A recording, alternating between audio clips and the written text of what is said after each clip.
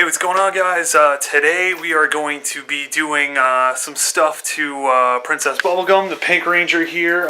Basically what's going on is Evan has real work to do today for his real job where he runs his real shop. So today we're hanging out in Dysfunction Motorsports, my garage, and we're going to be doing a couple of things with the fenders on the S13. We're going to be replacing these front fenders with Duraflex wide-body fenders, and we have a couple of pieces of aero that I'm going to be putting on the car today. I'm going to try and do the front bumper and both fenders, and we're going to walk you through the process of how it's done. We're going to be removing the fenders and drilling out some holes on the new fiberglass ones so that we can get everything set up for the it's a D-Max Type 3 kit that we're going to be running on this car with Duraflex 40 mil over fenders in the front and 50 mils in the rear.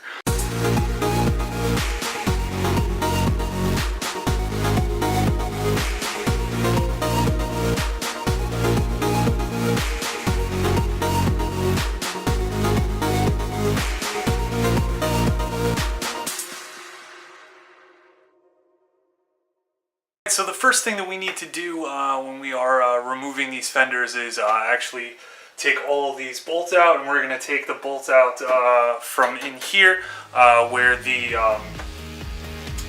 fenders connect to the front bumper. We're going to take the whole front bumper assembly off.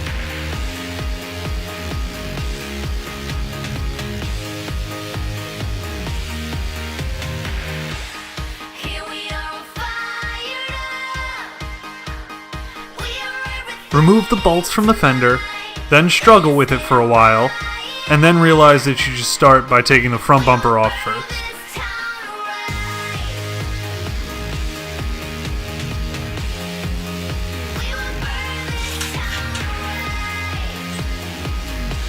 Okay, so the front bumper is off, and it's only being held in by, if you can see them, I'm blocking the light, the clips here for the signals. What we're going to do is, this requires incredible strength, which I don't have in this position.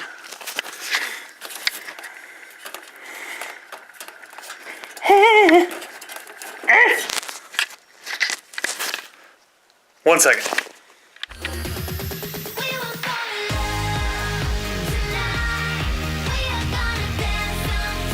The passenger side should come off in the same process unless your fenders are totally baking.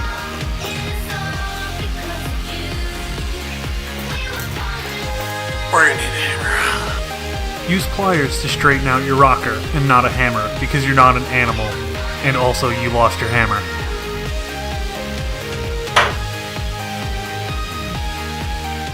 So the previous owner of this car was what you would call a idiot, and all of the pinch seams, he jacked the car up by the pinch seams all the time, but he didn't have one of those rubber pads that go on the jack. He just jacked it up on the jack head, and it destroyed all the pinch seams in this car. And what I just had to do was go under there with a good old pair of pliers and straighten out the pinch seam so that I could pull a nut out, so I could bust a nut.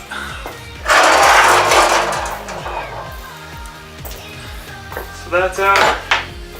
And if you take a closer look, dear viewers, you'll see why these cars rust like a motherfucker.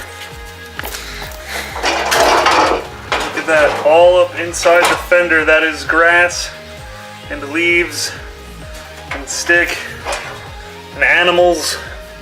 I don't even know what. There's an entire ecosystem inside of this fender, and that's why when you buy these cars, you really gotta look for rust on those pinch welds. So if you're looking to buy an S13, you know, definitely keep an eye out for that.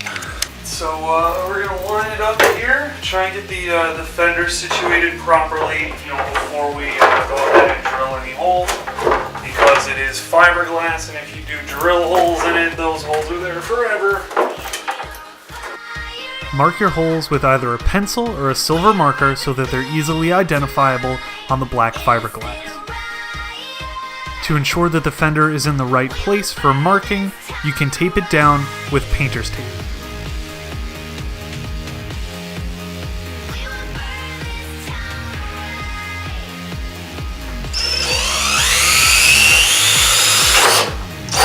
Pop it up.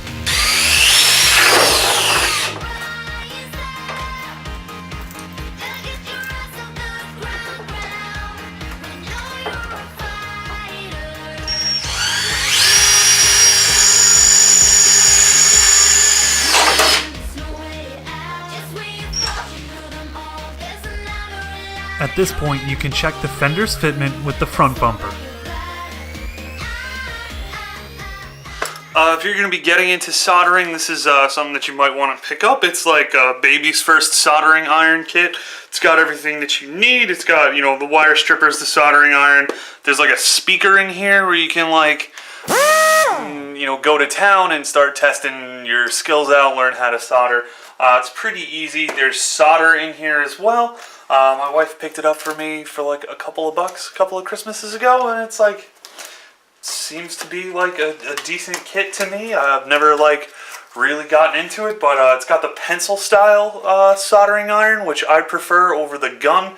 To me, it's just a little bit easier to work with. This came from Radio Shack. I don't even know if they're still in business anymore. But pick yourself one up. You could probably get one on like Amazon for like 20 bucks. If you're going to be starting to do stuff like this, it's definitely something I would recommend because cars have wires in them. And you need to know how to fix that shit when you f*** it up. So do that.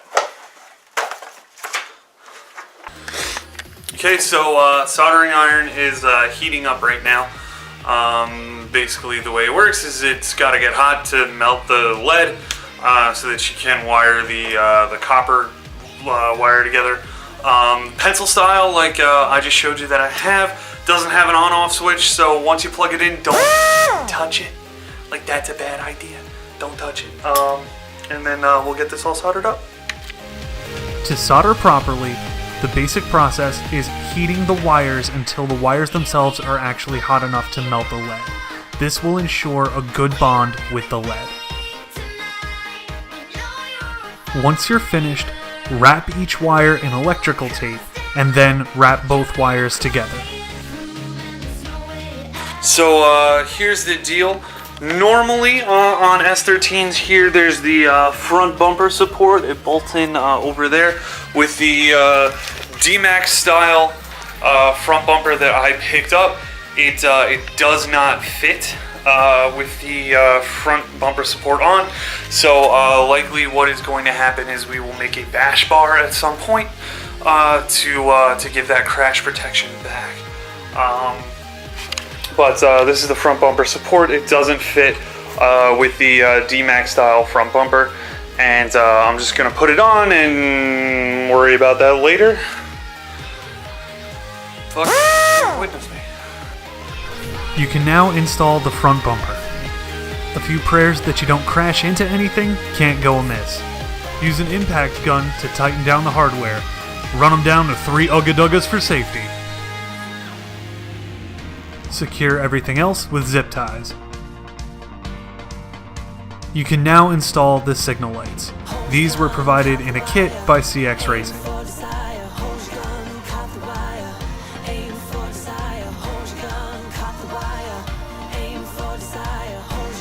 The only thing left is to make sure that they actually work.